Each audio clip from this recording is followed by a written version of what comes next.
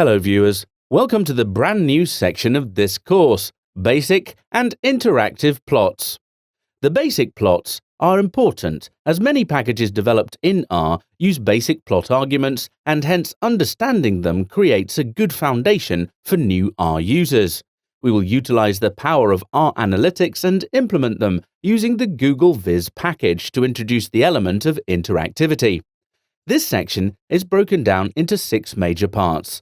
The first part introduces the basics of plotting in R, using ScttrPlots as an example, and also introduces the users to interactivity using the iPlots package. The second part introduces bar plot functionality in R and further introduces the Google Viz package to create an interactive bar plot. The third part delves into line plots and how we can make them more meaningful by simply making use of the options available in the line plot functionality in the Google Viz package. The fourth part of the section discusses interactive histograms.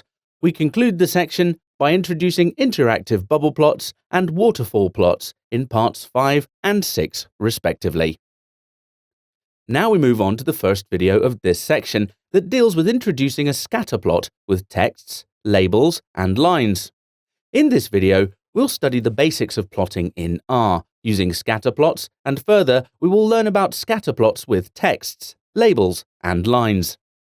ScttrPlots are used primarily to conduct a quick analysis of the relationship among different variables in our data.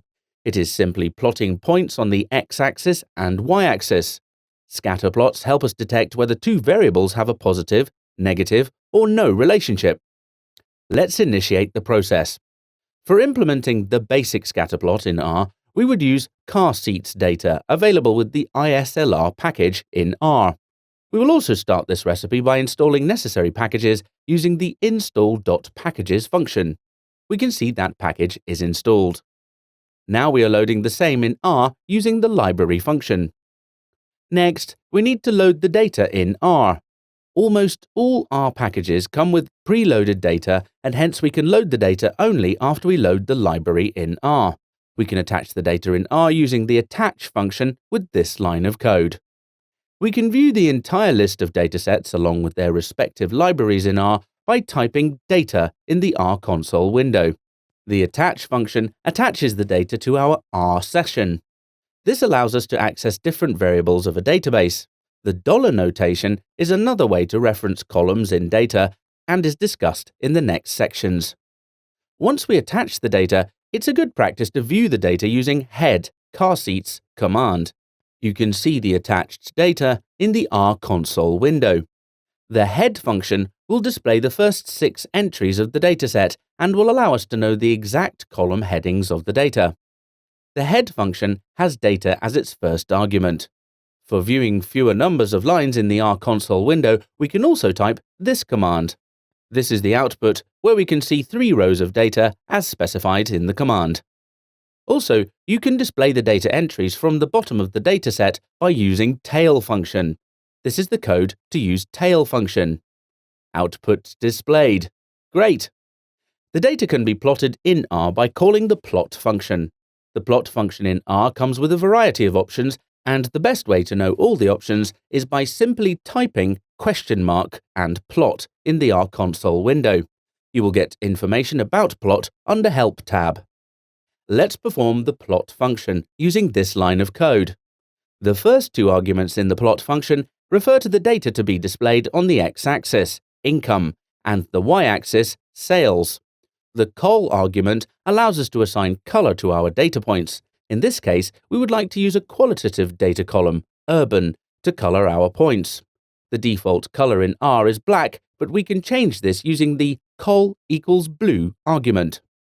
You can refer to the code file to learn about various other options. The PCH equals 20 argument allows us to plot symbols. The value 20 will plot filled circles. To view all the available PCH values, you can type $par or $points in the R console window. Then you can view the documentation in Help tab. We can also label the heading of the plot using the main sales argument. The xlab and ylab arguments are used to label the x and y axes in R. Now let's run this line of code. Here we can see the plot. This particular plot requires us to plot the legends as the points have two different color schemes. In R, we can add a legend using legend function. With this line of code, we can use the legend function. To display a legend is necessary for this ScttrPlot, as we would like to differentiate between sales in urban and rural areas. The first argument in the legend function corresponds to the position of the legend. The CEX argument is used to size the text. The default value for CEX is 1. The fill argument fills the boxes with the specified colors, and the legend argument applies the labels to each of the boxes. Let's run the code. So, in the right-hand side top corner, you can see the legend with the label yes and no. Next, we are going to learn about ScttrPlots with texts, labels, and lines. In the previous program, we studied how to construct a very basic ScttrPlot. In order for the plot to deliver a strong message, we need to add elements such as text, labels, and lines. The main objective of a visualization is to grab the attention of its audience and make the optimal use of the data available. The audience should be able to get most of its information from the visualization itself. Now we are going to plot the child mortality rate in selected countries. The story we would like to share with the viewers is the relationship between the child mortality rate and gross domestic product, GDP, of a country. We can improve our understanding of these relationships if the viewers can compare extreme scenarios or compare a specific country with a benchmark, average child mortality rate. Let's see how to do it. In the previous section, we used a dataset from the ISLR package. But what if we would like to import our own data in R? We can set a working directory in R using the setwd function. This is a necessary step as R will always search for the data file in the active current directory. This is the command for setwd function, and here we need to change the path in the command. We can navigate to the folder via session, set working directory, choose directory. Next, we will be using read.csv function to import the data in R with this line of code. As you can see, we have chlmort.csv file in our directory, so we will be importing this file. Moving further, we will use summary and head function. The summary function is used to get a general idea about the distribution of variables in our data. Let's run this function. So this is the output. This is the summary where you can see minimum, first quarter, third quarter, median, and maximum. We can also use head function, which allows us to view the actual data. Run this line of code and print the output. Here you can see the actual data. Next, we use plot. Using this code, plot the skeleton of our ScttrPlot.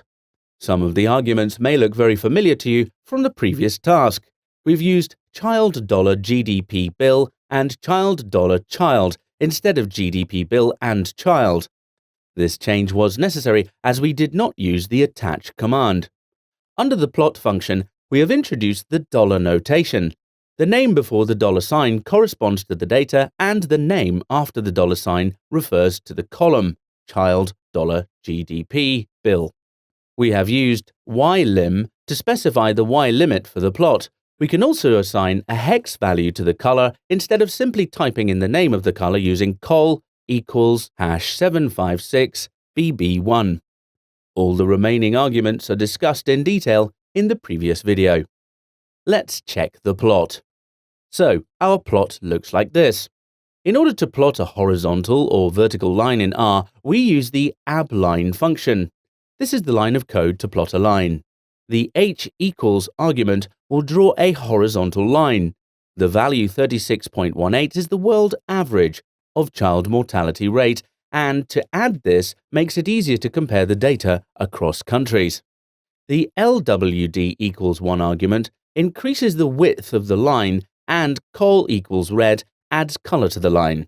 Let's run this code. So you can see here that horizontal line is created. Then, to generate an effective presentation, we add labels to extreme points on our plot. We can immediately observe that the GDP and child mortality rate share a negative relationship. We can go a step further and make the plot easy to interpret if we add text. using the text function to extreme observations in our data. So with this code, you can add text to our labels. The text function uses 3 arguments: x-axis, y-axis, and labels. The x-axis and y-axis arguments inform R as to where exactly to place the labels. The labels equals C argument is the actual label to be placed.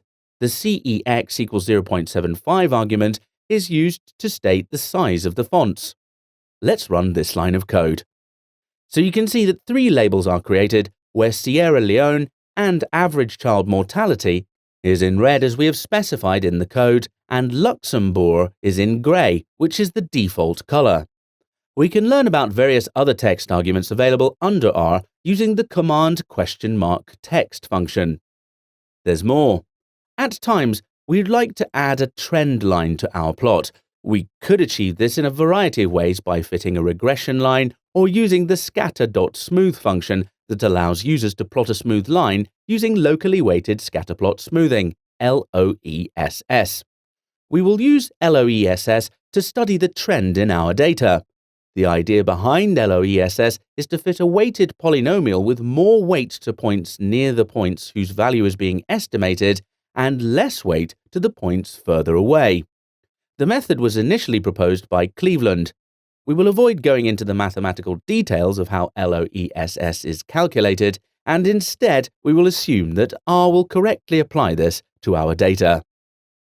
Displaying a trend line is not very difficult. So we will be using this line of code, which will first import the data and then plot the trend line using the LOESS method and using the scatter.smooth function. Let's run the code and view the changes. You can see the changes here.